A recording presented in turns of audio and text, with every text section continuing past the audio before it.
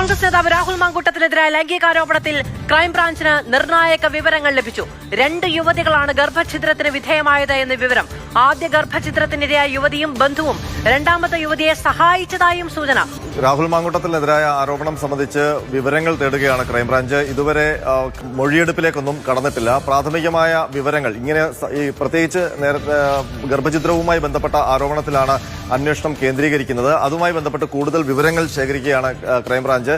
2 യുവതികൾ ഈ ആരോപണ വിധേയങ്ങളിൽ നിന്ന് ഉള്ള ഗർഭഛിദ്രം നടത്തി എന്നുള്ള ഒരു വിവരം അന്വേഷണ സംഘത്തിന് ലഭിച്ചിട്ടുണ്ട്. അത് ബംഗളൂരു കേന്ദ്രീകരിച്ചാണ് ഗർഭഛിദ്രം നടന്നത് എന്നുള്ള വിവരവും അന്വേഷണ സംഘത്തിനുണ്ട്. മാത്രമല്ല, ആദ്യ യുവതി ഗർഭഛിദ്രം നടത്തി, അതിനുശേഷമാണ് രണ്ടാമത്തെ സംഭവം ഉണ്ടാകുന്നത്. പിന്നീട് ആദ്യത്തെ യുവതി ഒരു ബന്ധുവും ഈ രണ്ടാമത്തെ യുവതിയുടെ ഗർഭഛിദ്രത്തിന് സഹായം നൽകി എന്നുള്ള വിവരങ്ങൾ കൂടി ക്രൈംബ്രാഞ്ചിന് ലഭിക്കുന്നുണ്ട്. എന്തുകൊണ്ടാണ് ഈ പരാതി വരാത്തത് എന്നുള്ള അന്വേഷണമാണ് നടക്കുന്നത്.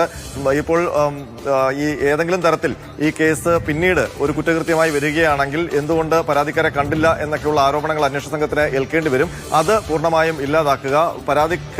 പരാതിക്കാരെ കണ്ടെത്തിയ ശേഷം അവരിൽ നിന്ന് പരാതി ഇല്ലെങ്കിൽ അതെന്തുകൊണ്ടാണ് എന്നുള്ളൊരു മൊഴി കൂടി രേഖപ്പെടുത്തി നിയമ നടപടി അവസാനിപ്പിക്കുക. അതല്ലെങ്കിൽ അവർക്ക് ഏതെങ്കിലും സമ്മർദ്ദത്തിന്റെ പുറത്ത് പരാതി നൽകാത്തതാണെങ്കിൽ അവരിൽ നിന്ന് പരാതി വാങ്ങി അന്വേഷണവുമായി മുന്നോട്ട് പോവുക. ഈ 2 സാധ്യതകളാണ്